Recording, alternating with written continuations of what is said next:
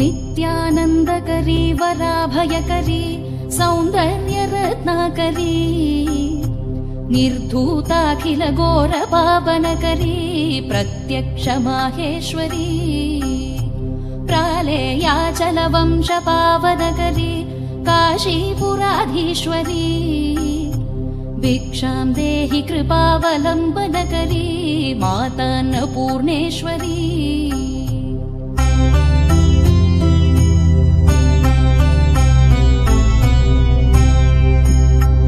नानारत्नविचित्रभूषणकरी हेमाम्बराडम्बरी मुक्ताहारविलम्बमानविलस वक्षोजकुम्भान्तरी काश्मीरागरुवासितारुचिकरी काशीपुराधीश्वरी भिक्षां देहि कृपावलम्बनकरी मातान्नपूर्णेश्वरी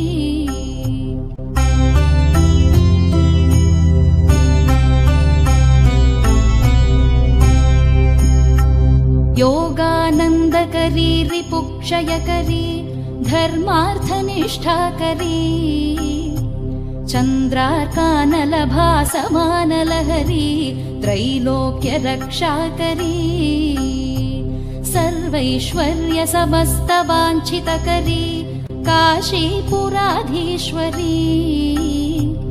भिक्षां देहि कृपावलम्बनकरी मातान्नपूर्णेश्वरी।